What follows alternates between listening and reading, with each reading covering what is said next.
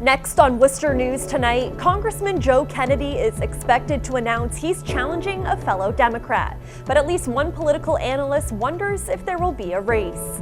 Plus, more than 10% of students at one Worcester public school live in shelters. Today, hundreds receive coats for the winter months.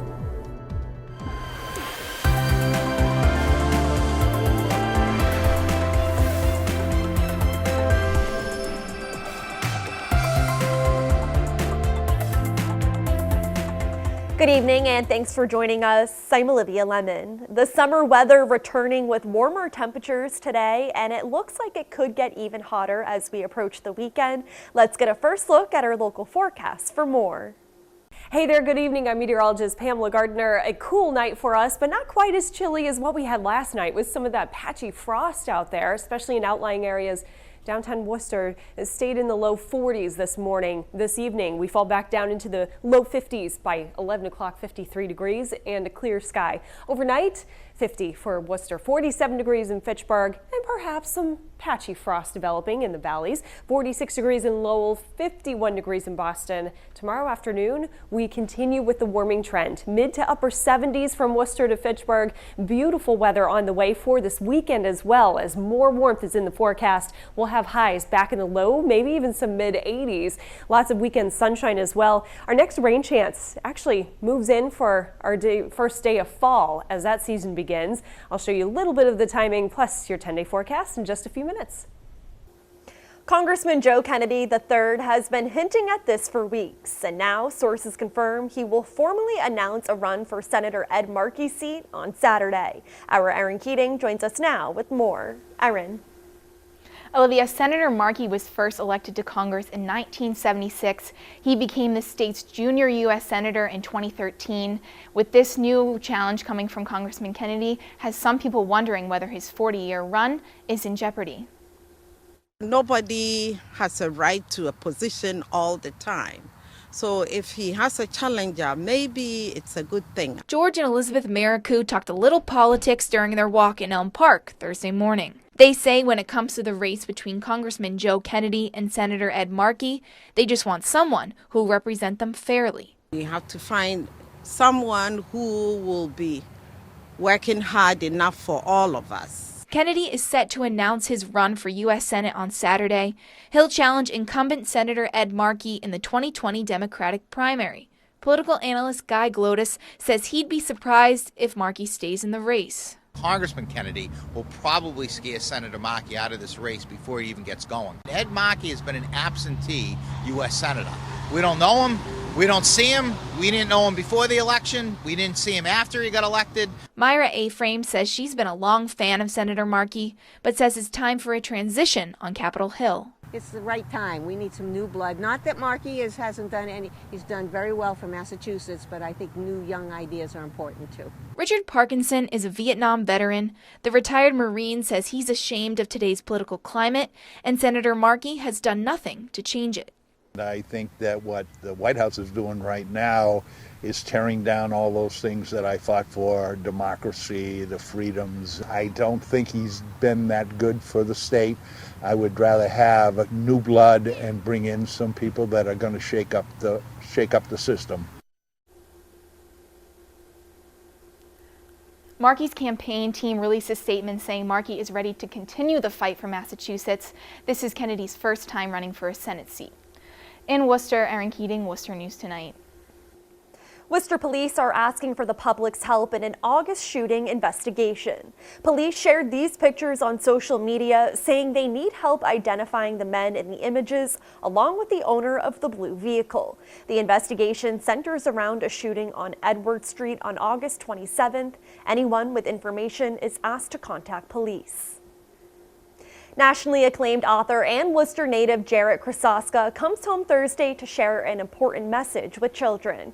Krosoczka was once a student at the Gates Lane Elementary School. He and District Attorney Joseph Early Jr. met with kids to demystify what it's like to write a book and talk about addiction. Krosoczka's new book discusses what it's like to have family members who are addicts and how they can deal with it. Spending time being creative and being alone with your thoughts is just so integral to your ability to process life or to get an escape from life. Be delivered a message, whether it be children or adults, that this can happen to anyone. And it can happen with one pill, it can happen with 2 pills. And Krosoczka's new book is titled Hey Kiddo. At a meeting Thursday morning, Worcester's Redevelopment Authority expressed concerns with owners of the Midtown Mall and the Great Wall building. The authority could vote soon on eminent domain proceedings for the properties if the owners fail to provide updates on their plans. They requested the owners of the buildings provide updates at today's board meeting, but both failed to do so. The WRA voted to send the owners letters informing them they will seek eminent domain if they don't receive status reports by next Thursday's meeting. TSA agents find a loaded gun in a woman's carry-on bag at Worcester Regional Airport. The TSA says the agents discovered the loaded .22 caliber handgun while the woman was going through security Wednesday. This is the first firearm TSA has found at Worcester Airport this year. A state police spokesman says the woman does have a license to carry and was not charged. She was allowed to bring the weapon home and rebook her flight. A national nonprofit donates hundreds of coats to one Worcester public school. Operation Warm says nearly 80% of students at a Worcester school are in need. They say being able to provide these coats will help keep kids warm in the winter months. Close to 500 City View elementary school students receive winter coats from Operation Warm. The nonprofit manufactures coats for schools across the country. This year alone, we're expecting to gift about 475,000 coats. Operation Warm says 13% of City View students and families live in shelters. Assistant Principal Erin Durr says kids often come to school without a coat in the middle of winter. Attendance is a really big concern. We want to make sure they're here, and one of the big things is if they have a coat, we know that they're going to be safe on the way to school, they can get to school. Durr says the need isn't limited to their school, and there are many families in the Worcester public school system struggling financially. We definitely hope to continue this because this is a really great thing for the families of our neighborhood and of our community. Over the course of 20 years, the nonprofit has donated more than 3 million coats. They say coming into communities like Worcester always reminds them of the importance of donating. We are lucky enough to travel to Worcester usually once a year. All of our corporate sponsors decide both the communities and the schools that they want to support. So every time we get to come to this community is a great day for us. Worcester School Committee could vote tonight on the district's transportation contract. Some leaders say Worcester should run its own system, while others favor re-upping the contract with the district's bus operator, Durham School Services. The committee's Standing Committee on Finance and Operations is presenting a report tonight. It recommends the district stick with Durham for 2 more years and then reconsider at the end of the term. The Red Cross is officially ending community and mobile blood drives in central and western Massachusetts. This decision will affect 52 Red Cross employees. The Red Cross is encouraging people to donate at the donation centers located in Springfield and Worcester. They say the move was made to ensure long-term sustainability and will not affect blood products for those in need. In a statement, the Red Cross says in part, "We are committed to doing the most we can to help make this transition as smooth as possible, and will also continue to work with local unions to address issues collaboratively." The community and mobile blood drives will continue until November 8th.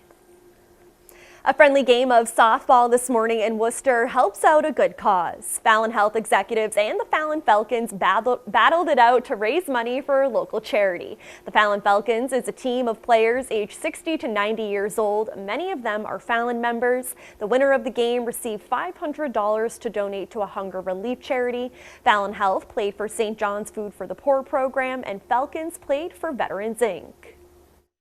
This was just sort of another opportunity to get our employees out in the community. They're having a great time. I think they're very proud of how they're representing Fallon. We are not winning the game, but we are having a great time at it. So it's been a lot of fun.